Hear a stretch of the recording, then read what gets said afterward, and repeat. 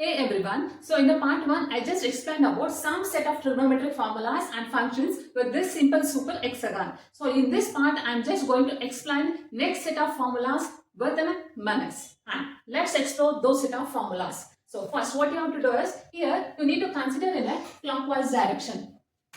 So first you should consider clockwise direction for first three functions. So if you just observe that, so we'll get to know that, so tan theta is equal to sin theta by cos theta.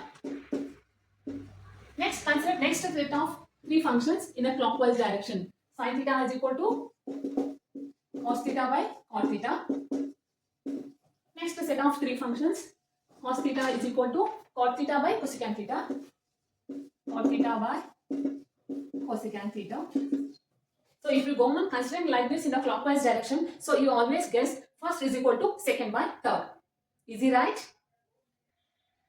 If you consider in the anti-clockwise also, we will get the next set of formula. So we can consider. You just consider the three functions first. Here to here I am considering like tan, secant and cosecant theta. And we know that tan theta which is equal to like secant theta by cosecant theta, means first equals to second by third. So we can write tan theta is equal to secant theta over cosecant theta. Same as it is for these three functions also we can consider in the anti-clockwise direction. Secant theta is equal to cosecant theta by cot theta. Secant theta is equal to cosecant theta by cot theta. Again you can take consider for next set of three functions. Cosecant theta is equal to cot theta over cos theta. Again you can consider for next set of three functions in the anti-clockwise direction. Cot theta is equal to cos theta by sin theta. Again you can consider in this way. Again you will get it. Cos theta is equal to sin theta by tan theta. Is that easy, right? With a just simple one hexagon, we'll get to know that the ratios of some trigonometric functions are 6 to 12 formulas. Let's explore next set of formula. So again, draw one hexagon, then name the trigonometric functions. After that, consider first three functions or next three functions. Continuous functions we need to consider. Then after that, so this is first, second and third. Name like this.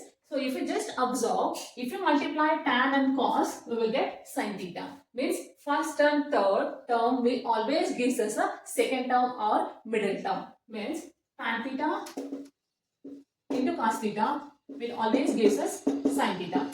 Again, next you can consider for these three functions like sin theta into cot theta is equal to cos theta. Sin theta into cot theta is equal to cos theta. Consider these three functions. Cos theta into cosecant theta is equal to cot theta. Cos theta into cosecant theta is equal to cot theta. Then consider these three functions.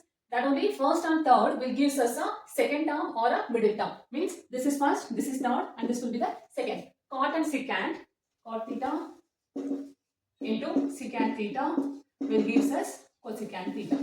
So like this way we can get that first and third will always equal to middle term of the trigonometric functions. Easy, right? Yes. Now you know why we call it as a super hexagon. So just a one hexagon that will help us to remember so many trigonometric formulas.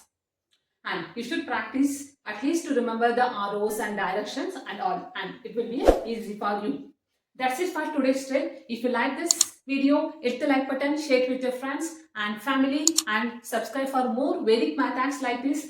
See you soon in the next video. Till then, keep practicing and keep calculating.